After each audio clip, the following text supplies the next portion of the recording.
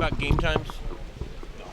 No, I really don't. I think you just whenever you start to schedule anything, we start basically from the time of the kickoff and go backwards, and kind of getting your normal routine, whether it's a Thursday game, a road game, a home game, night, day, morning, whatever time we'll be ready to go. When you know that the game time's coming out today, do you root it all? Hey, it'd be nice to get this one at 8. It'd be nice to get this one at 12:30. It depends. Sometimes against a particular opponent, whether it's time of the season and temperature thing or whatever, you can kind of get in their head a little bit. Maybe I don't know.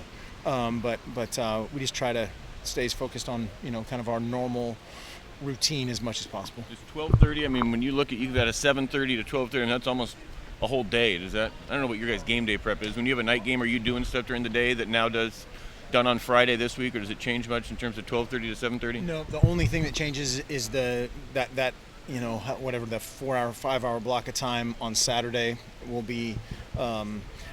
If it's a night game, we'll sleep in a little bit longer. We'll have a little bit of whether it's movies or we kind of move them around a little bit during the day, which again is just part of our night game routine. We kind of, the breaking point for that is a 3 o'clock kick. So anything 3 o'clock or later we classify as a night game. Excuse me. And then anything before that we just do our normal deal. You're going to be able to watch some Cal Stanford then on Saturday night, with that being a late kickoff. What time do they kick? 7:30. Probably, yeah. Hopefully. We'll have recruits in and doing all that kind of stuff. So we'll have a little bit of that going on as well. How often are you actually able to keep up with other games on Saturdays, on game days? Rarely. But if it's a night game, yeah, we'll sit around and watch the morning games at meals. We'll sit down and watch those as a team. And then certainly if we're playing a day game and the night games are on, we're fans. At John's house? You say at Neil's? At what? I'm sorry, I thought you said at Neil's. At At Neil's. Neil's. Sorry, Oh, yeah. You're saying at Neil's Yeah, house. Thank you. USC defense. Just kind of thoughts on kind of the athletes there and how they're playing right now. Well, they're playing extremely well, and they've kind of got it all, and I know that everybody's making a big deal about the linebackers going down, which is unfortunate, but they have some very, very talented guys and experienced guys behind them. Their secondary's playing extremely well. I think every single one of those guys we tried to recruit, and so it's funny to go against those guys. And up front, they're deep, they're talented. They can put pressure on you with 3. They can put pressure on you with 6 and 7, and so they're playing really well right now. When you see guys you recruit on film, do you ever sit there and think, oh, that's how he turned out, or well, maybe I thought this guy'd be better? Is it kind of weird to see guys Sure. that you were projecting kind of what you thought and how they're working somewhere else? Yeah, unfortunately, all their guys are working out really well, at least the guys on film.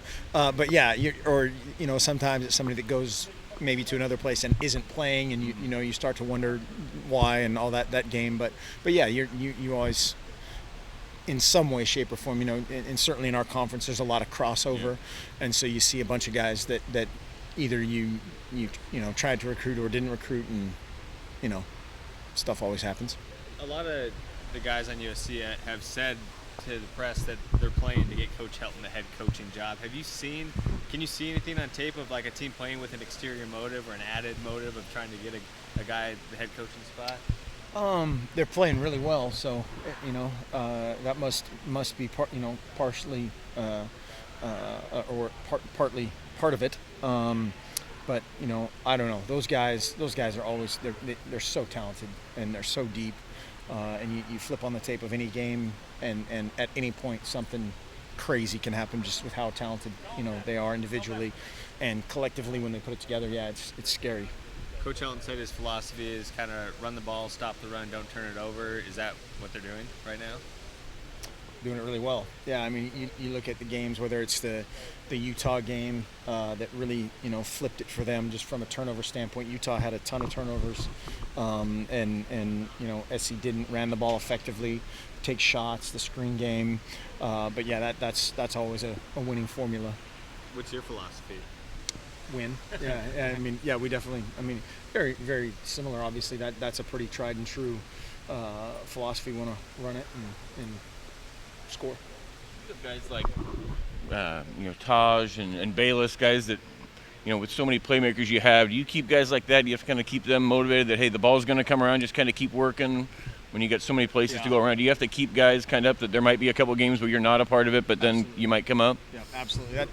That's one of our biggest things, especially this time of year, even from about the halfway point on, of guys, of whether it's made a big deal last week about Devin Allen. Devin Allen, arguably won that game for us on special teams and in blocking and never touched the ball, and just how valuable that is, or whether it's a kid like Kirk Merritt or Jalen Brown, or some of these guys that you mentioned that aren't maybe touching the ball as much as they had envisioned. Those guys are vital for our success, and they're just as important as the guy who has the ball in the end zone. Then Bayless comes out and gets a 33-yarder, and Taj gets on a little screen out there and takes it. So. Yep, and Darren Carrington springs him with a huge block, and so that it just all has to go together. You have to have great scout teams, you have to have great preparation, and those guys all can't touch the ball, and that's just being part of a team.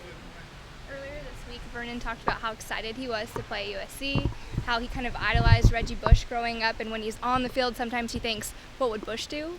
Do you kind of see that when he's out there? Is there any similarities between the two? I don't think there's a lot of physical similarity. No offense to, no. Maybe that's why, because I was going to make an improper joke. Maybe as a playmaker, they just do it in different ways. But yeah, Reggie Bush is a great idol to have. I still remember watching his highlight film. I thought that was the greatest high school highlight film of all time. A lot of people attribute the 4-game win streak to Vernon returning. Was there something about the offensive line, though, at Washington that really clicked? Obviously, Vernon's getting a ton of help back there, or a ton of protection in the run game. Well, it all has to go together. You have to have protection, you have to be able to run it, and then you have to throw it and catch it and all that stuff. But certainly having a quarterback that can make plays out of a system that everybody has total confidence in is a huge deal. That is a kind of one of those immeasurable things in football. Where's Travis Johnson in his rehab? Is he able to take part in any practice?